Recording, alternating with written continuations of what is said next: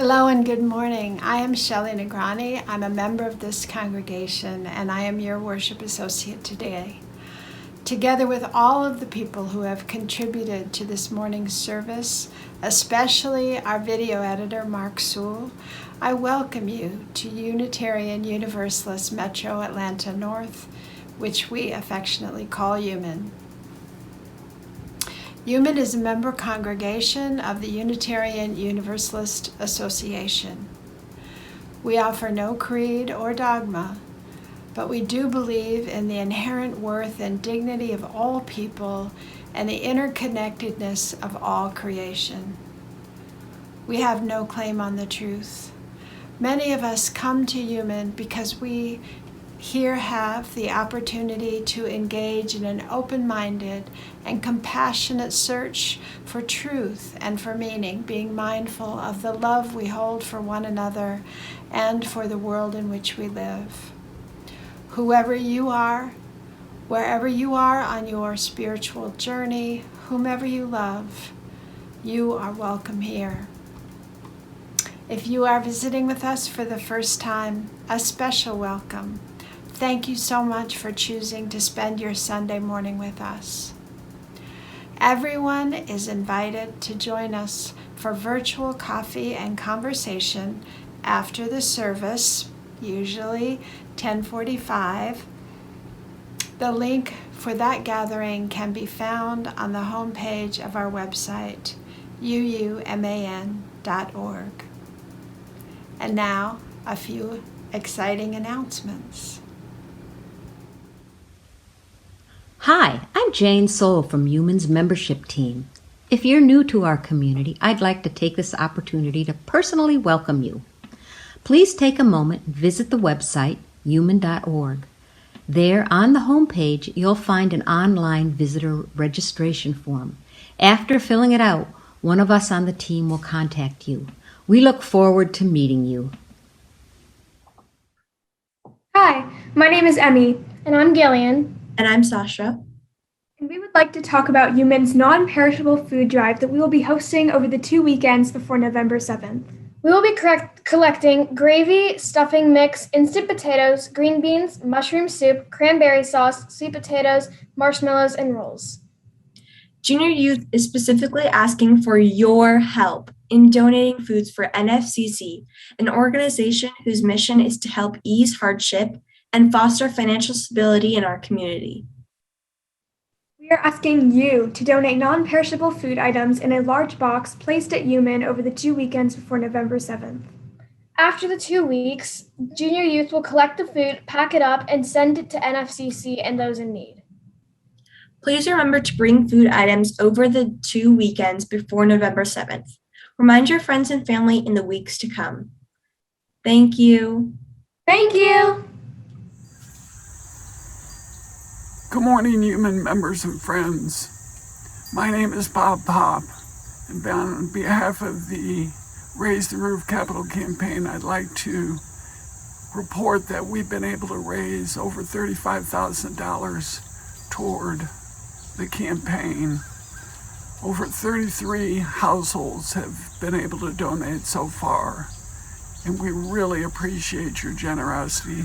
As a result, we will begin the process of replacing the roof and installing the solar array as soon as we can get the work scheduled.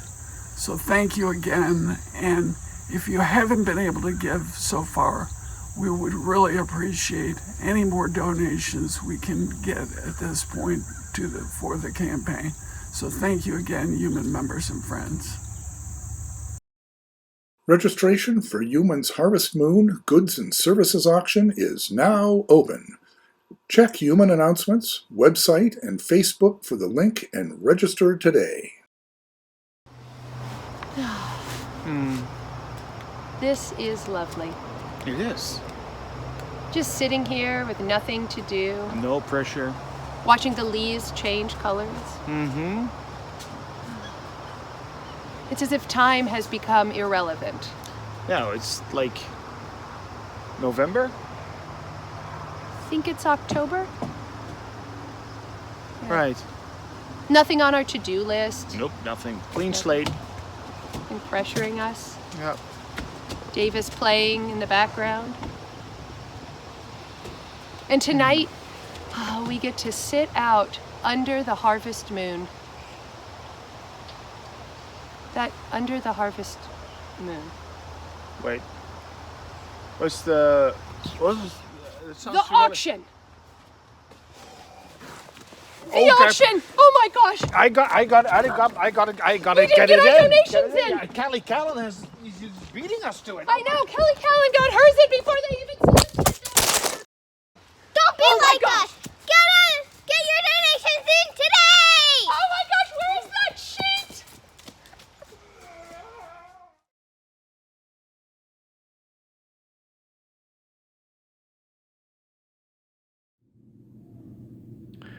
Good morning.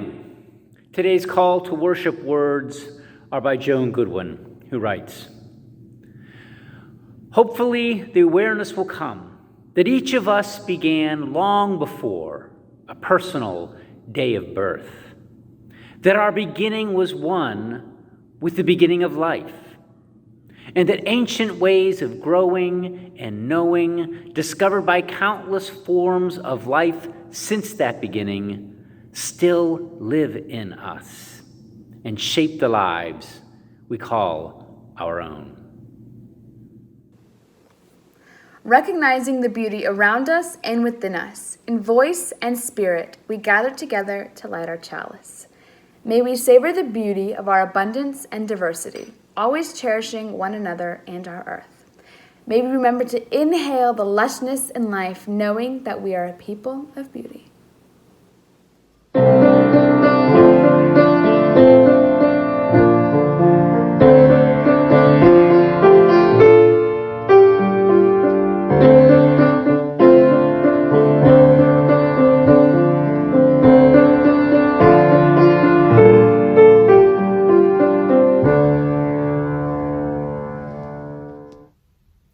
In the beginning, the world we live on was covered in water, and it was only inhabited by creatures of the air and of the water, ones that could survive without land. Way up above this water world was the sky world that was inhabited by human-like creatures, as well as infinite plants and other animals. There was a huge tree that grew in Sky World called the Tree of Life. It was special to the Sky People because it grew at the entrance to the water world below. Everyone was forbidden to mess with it.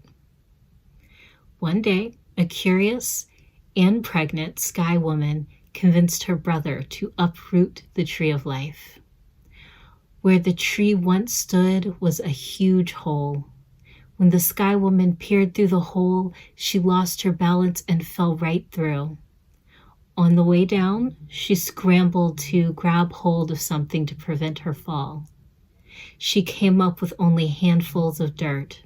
She screamed and fell and fell and screamed, and the sound alerted the birds below. They grouped together to cushion her fall. The creatures of the water believed that she needed land to live on, so the turtle came up for her to be placed on. Many animals went to the ocean floor to gather earth to be placed on the turtle's back, but only the muskrat was successful. But because of his contribution, Turtle Island began to grow. The Sky Woman gave birth to the first daughter of Turtle Island, and she grew fast as well. There were no males on Turtle Island, but the grown-up daughter of Sky Woman married the West Wind and soon became pregnant with twins. Upon the twins' birth, the daughter died. The Sky Woman placed the handfuls of dirt from Sky World on the grave of her daughter. The dirt was special and began to nourish the earth. From this spot grew the plants known as the life givers, tobacco, strawberry, and sweetgrass. As the twins grew, it became obvious that they were gifted with creative powers. The brother, called the right-hand twin, created hills, brooks, beautiful smelling flowers, butterflies, and many creatures that would roam Turtle Island. The brother, called the left-hand twin, created snakes, thorns on rose bushes, thunder, lightning, and all sorts of things that we find challenging. Together, they crafted people and many of our characteristics. The right-hand twin believed in talking through problems. The left-hand twin believed in conflict and fighting to find solutions. This is why both are part of life on Turtle Island.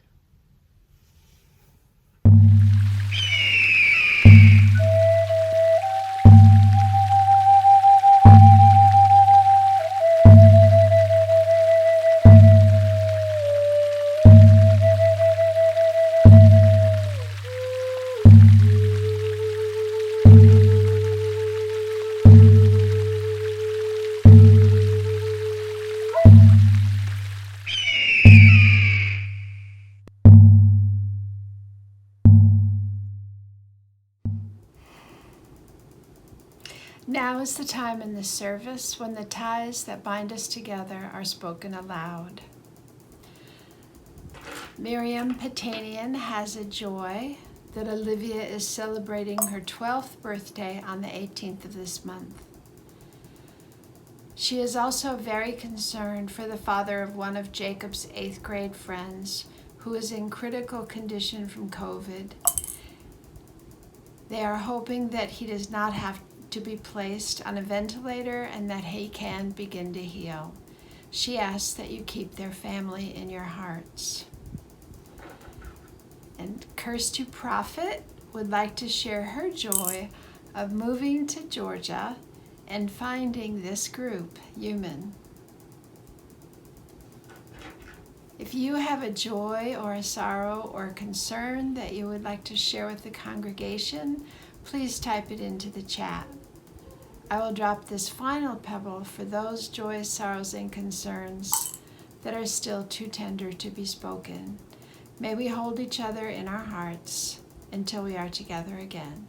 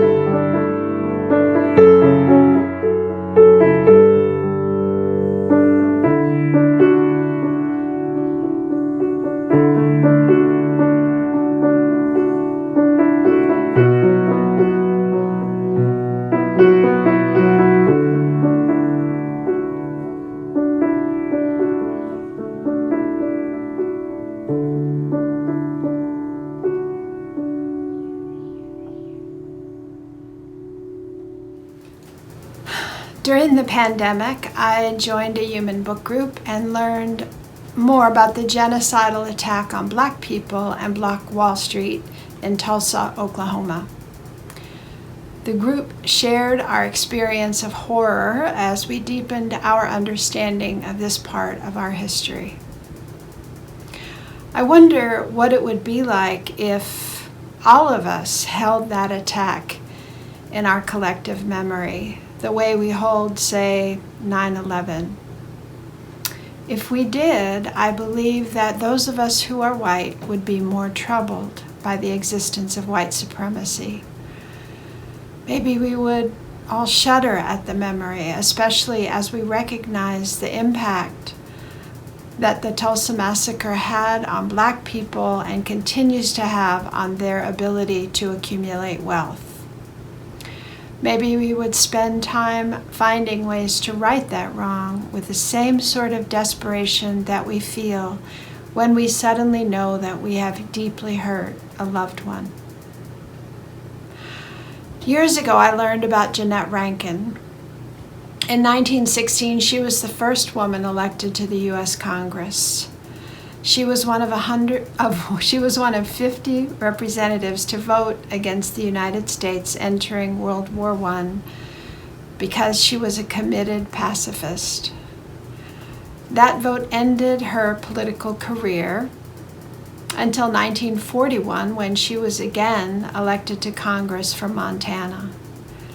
This time, she was the only member of Congress to vote against declaring war on Japan. On the House floor, Rankin stated, "As a woman, I can't go to war, and I refuse to send anyone else."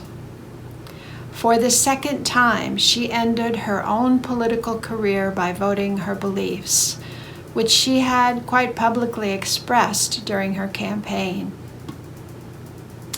I wonder how we would be different if we integrated Jeanette's story into our collective memory. How would it change our beliefs about women? How would it cause us to demand integrity from our elected officials? Would it make us less tolerant of politicians who constantly chase re-election at the cost of providing actual leadership? I don't know if these memories would change anything, but I would really like to find out.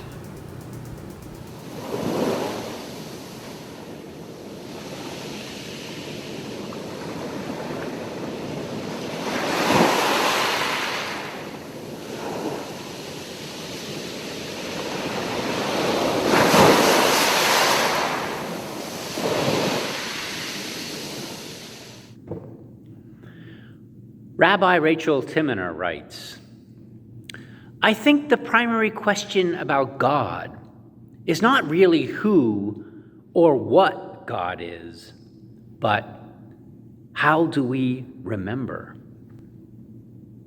The human experience is to forget.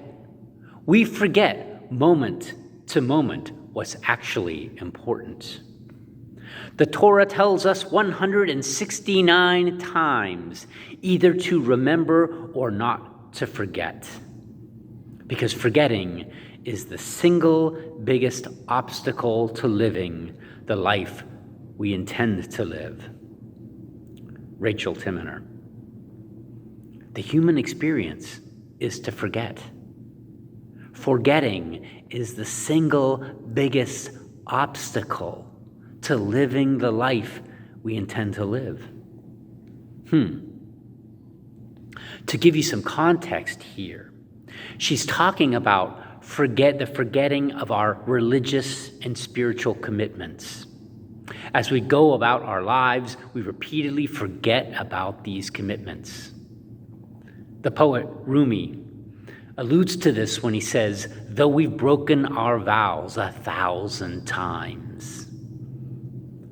My question is, why? Why do we forget and forget and forget? What causes us to break our vows 1,000 times? Is there some inherent disconnect in our nature which leads us to make the same mistakes over and over and over?" Rabbi and therapist Edwin Friedman alludes to this when he says, "I have observed a whole generation of families, of governments, of modes of therapy, all the while struggling to discern the illusion of change from the reality that things are pretty much the same as when I got here. The universality of this experience has left me wondering, why has all the intelligence and wisdom and experience and knowledge that has advanced our species in so many other areas of civilization not worked nearly as well in the improvement of our species itself?" Edwin Friedman. Why does it seem as if the common denominator of all our problems is, well, us? I told a children's story a few years ago entitled "The Story of Jumping Mouse." Jumping Mouse is on a quest to reach the sacred mountains. And while on his journey, he encounters a wolf who's sitting at the base of the mountains in a stupor with his eyes glazed over. "Great Brother Wolf," addresses Jumping Mouse. Suddenly, the wolf springs to life and wakens. "Wolf, wolf, yes, I'm a wolf. That's what I am, I'm a wolf." But no sooner does he do this than he sits back down again in a stupor with his eyes glazed over. Jumping Mouse thinks to himself, "This wolf has forgotten who he is. Has he any memory?" Likewise, have we forgotten who we are? Have we lost our memory? Really, when you get right down to it, history isn't about stuff that happened. It's about the memory of who we are. Let's take the Holocaust as an example.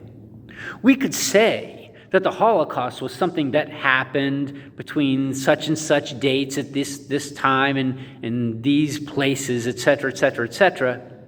Or we could ask, what is it about us, our species, that would do such a thing, that would allow such a thing to happen? What does the memory of the Holocaust continue to say about who we are, who we can be? That is what is so troubling to me when state legislatures around the country forbid the teaching of certain uncomfortable histories, memories in their schools. Now, I'm not sure that many schools were teaching history in any other way than stuff that happened. Here's what happened, where and when. But what they really want to forbid, outlaw, is the teaching of the memory of who we are, who we actually are. Let's pretend we're Texans living in a state that has put forth such bills in their legislature. What does it say about us as Texans that the founding of our state was precipitated by the willful act of Americans trespassing into Mexican territory, claiming land, establishing plantations, establishing slavery on those plantations in those territories? A territory in a country that had already outlawed slavery. What does it say that we then raised an army to confront a Mexican army that was simply trying to enforce its laws in its territory? What does that say about who we are? When we really talk about history, we're talking about the memory of who we are. When we talk about the memory of who we are, we're talking about our elders, sages, wisdom keepers. And whenever we talk about elders, sages, wisdom keepers, we end up talking about the holy ones of indigenous communities from around the world. And whenever we talk about the holy ones of indigenous communities from around the world, we talk about our inherent connection as a species with the natural world 100% of the time. Could it be possible that the answer to the question about why we forget, 1,000 times forget, and have forgotten who we are, it might be a result of us forgetting our inherent connection with the natural world? Could it be possible that despite having knowledge of dates, times, places, facts, and figures, we have no real memory because we've forgotten our inherent connection with the natural world? And we've lost this connection, not because we live in cities or suburbs or wherever, but because we objectify this natural world as something that it's not. We objectify it as the other, or as a specimen, or more specifically, as a less than human object. Philosopher David Abram, in his profound book, The Spell of the Sensuous, he says, "The living world, this ambiguous realm that we experience anger, joy, grief, and love, is both the soil in which all our sciences are rooted and the rich humus into which the results ultimately return. This remains the vital, dark ground of all our objectivity. Yet this everyday world, the world of our direct, spontaneous experience, is still assumed by us to derive from an impersonal, objective dimension of pure facts that we glimpse only through our instruments and equations." So what he's really saying here is that rather than understanding the natural world as the root, as the ground of our being, we view it as no more than an external specimen to be studied in a human-centered cosmos. We've all likely seen a bird study, even confront its own reflection in a window pane. It seems ridiculous to us. It's pecking at its own reflection. It doesn't know. Yet that is precisely what we do when we objectify the natural world, the very ground of our being, as an othered specimen, something external to ourselves. We aren't connected to nature. We are it. Many might say that those who believe in the miraculous, the supernatural aspects of most theistic religions are the ones who are most disconnected, who've most forgotten who they are. Yet Mr. Abram believes that even those who subscribe to the objectivity of science, reason, and rationality are also caught up in the very same disconnection. He writes, "The inner world of our Western psychological experience, like the supernatural heaven of Christian belief, originates in the loss of our ancestral reciprocity with the animate earth." So, the indigenous shaman might look at the objective rationalist atheist and the supernatural theist and not see a difference. The shaman would see both as refugees, bereft of memory and connection. To me, this is stunning, shocking. So where does this leave us? What do we do so as to not forget? What do we do to be servants of memory, to remember who we are? As a minister, I'm likely to say, and likely have said, that we must look more deeply within ourselves. And at times we must do that. It's not a bad thing. Self-reflection is important. But if we only look deeply within ourselves, we might be only exacerbating the problem. If we only stare at our navels, we'd be missing the big picture. Rather than simply looking deeply inward, or perhaps might be best described as downward in a vertical direction, we must also, and perhaps more importantly, extend laterally, outward, to connect with what Mr. Abrams calls the more than human cosmos. And he writes about a shaman.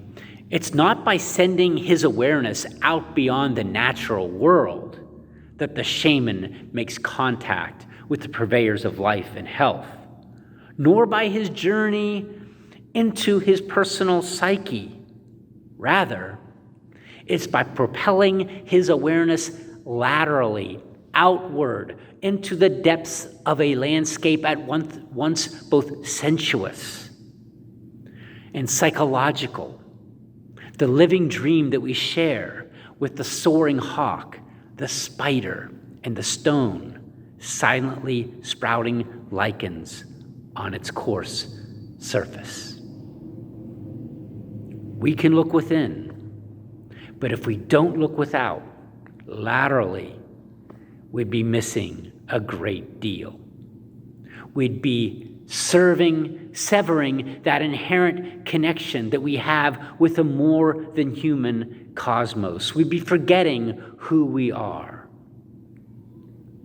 May we not forget. May we become servants of memory. In any way you can, nurture your inherent connection with the natural world. It is who you are.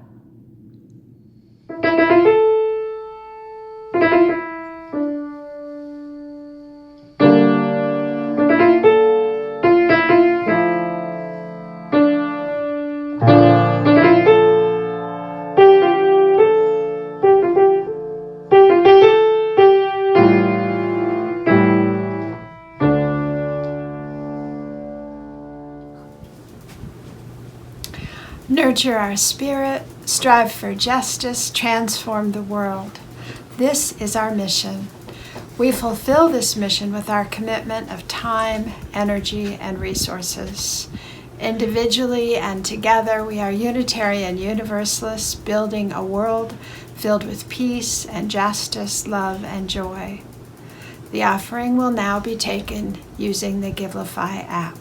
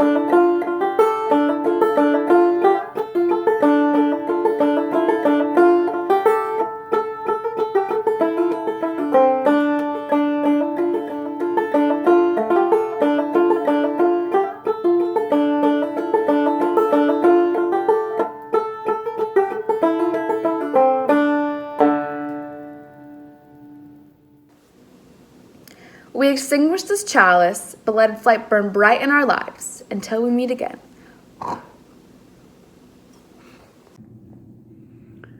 The words of Alicia Carpenter, taken from our UU hymnal. Of ancient dreams, we are the sum.